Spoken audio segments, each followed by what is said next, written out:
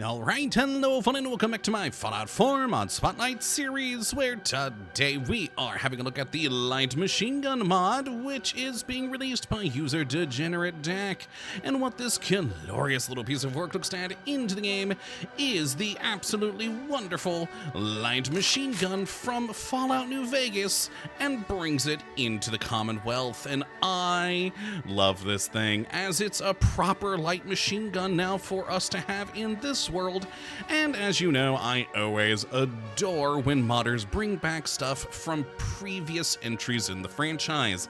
It's just good times. So let's jump on over here and have a look at what exactly we are getting with the light machine gun, which in its most basic and standard form will do 30 damage using a 5.56 round with a firing rate of 109, range of 107, accuracy of 63 for a fairly hefty weight of 12.6. Overall, though, not too shabby at all. And as you can see, it is a gorgeous looking gun. And I mean, you guys know me, I always love that combination of wood and steel. It's just fun.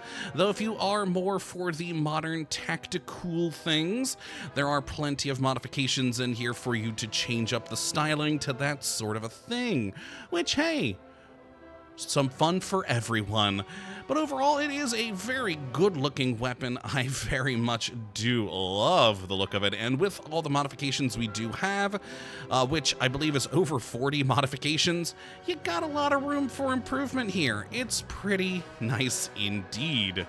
So, how do you get your hands on one of these things? Well, first, there is a DLC requirement, and that is Nuka World. With Nuka World installed, though, you'll start to see these things in the world as they are added to the level loot list at level 35 on bosses, mutants, gunners, Brotherhood of Steel legendaries, and vendors. So a pretty decent list, but also a pretty tough list considering you got like bosses and legendaries in there. But nonetheless, level 35 is when you'll start to see those. There are also 2 uniques found in the world, one of which is found out in Nuka World in a new unique dungeon, and the second is here in the Commonwealth on a super mutant boss that you've got to take down, which is pretty cool indeed. I do like that. And to top it all off, you also do get a brand new turret that you can build in your settlements. Let's take a look at that real quick over in defense, in the turrets there, and well, there we go, our light machine gun turret. Wonderful. We have the LMG turret there and the light machine gun turret, which is pretty darn cool. I don't think there was any extra ones. Yeah, no, just those, which is pretty nice. And always, again, fun additions to have a few more things to defend your settlements. Now, as for the modifications we have on these guns, let's head on over here and take a look at our weapon workbench.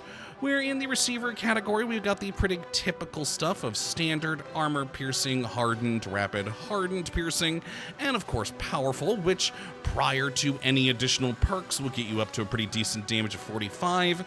And with the firing rate on this thing, that will chew through a lot of enemies. I do wish it got a little bit more powerful, but again, perks should take care of you there.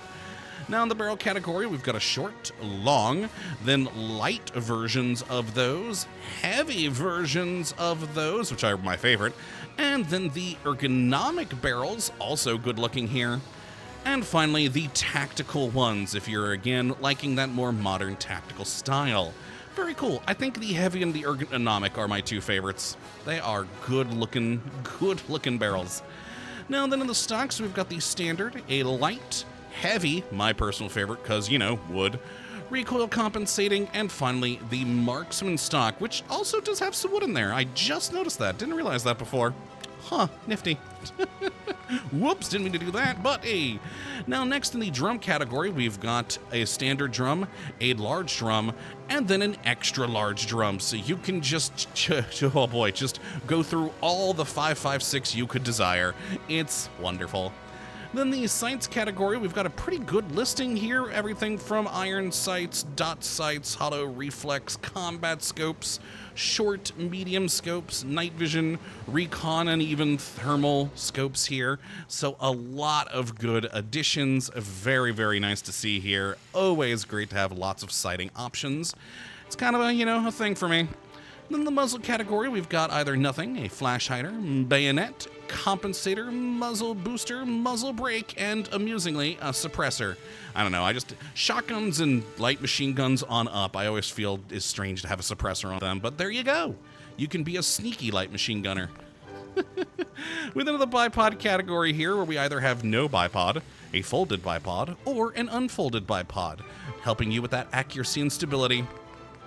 And then finally, the accessory category, where we've either got nothing, a flashlight, a recon laser, or a VATS targeting module. All, again, good additions. So yeah, a great selection of modifications, both to help with aesthetics and your stats, and they all look great. So let me grab my 2 modified versions here, and let's get to some shooting. We'll start, of course, with the standard gun, and fire.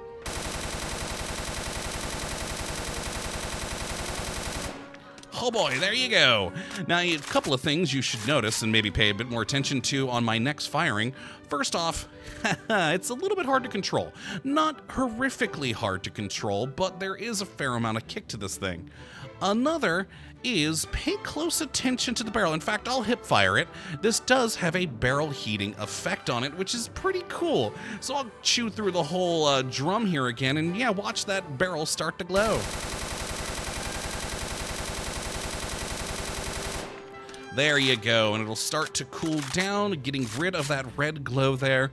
It's something small, you barely even notice it in first person, but I mean, it's a cool, nifty little effect, and I very much do like things like that.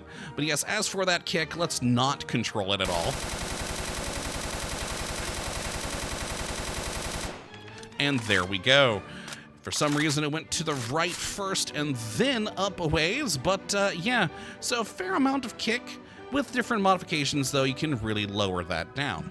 Now let's take a look at my recon one here, which of course does have the suppressor on it, because why the heck not?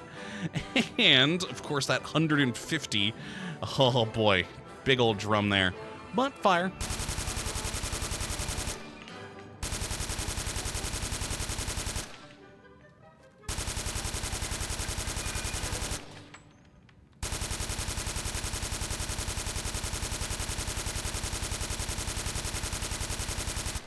Yeah, 150 is a lot of rounds.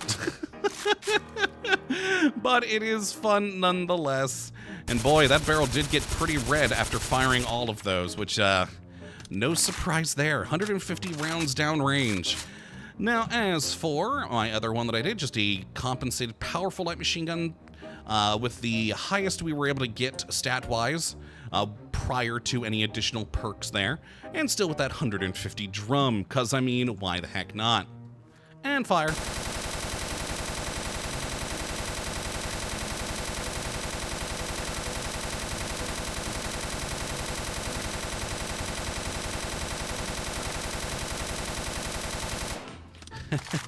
Oh my god, look at how red that barrel is. You can actually really see the barrel quite well there with the glow. Also, just for the compensating on that firing, oh boy, my mouse started in the middle of my mouse pad. It was all the way down at the bottom of my mouse pad by the time we were done. Oh, it's magnificent. Well, let's go take a look at it against an enemy, and of course spawn ourselves our usual friend, the Deathclaw. And with the 45 damage per shot and 150 rounds,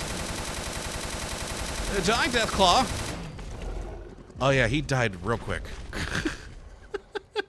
You know, I haven't tried this yet. Let's just go with the normal vanilla, or well, unmodded light machine gun here. Let's see how that does against one of these. So, I mean, the base damage is not that horrible. But of course, with the much fewer 50 rounds, yeah, definitely a few more misses there, of course. But we got through about a fourth of his health or so? Alright, so out of 100 rounds, we got him down like a third of the way. I can live with that. with just the 30 damage there, base level. Let's get this back out. And... oh, he's getting close. He's getting close. Run away. There we are. Oh, he's behind the thing. All right, there we go. You know what? Let's finish him off with the recon one. There we are. Beautiful. But yeah, that is the light machine gun mod being released by Degenerate DAC. Another lovely entry into the game with the Commonwealth weaponry. And it's just fun. Like I said before, I always do enjoy when we see weapons from previous entries in the franchise being brought back, because it just makes sense that they'd still exist here in the Commonwealth. And this, though not a gun I used often in Vegas, was always a fun one. So enjoying it now here for a heavy weapon character build, I think is just cool. So if you'd like to take a look at it for yourself, which I'd certainly recommend you go and do, you can have a look at the link in the description of the video as per usual. But that's going to be it for this one today. Hopefully you have enjoyed and you do come back for the next. But until then, thank you for watching, and as always, well, have a good one.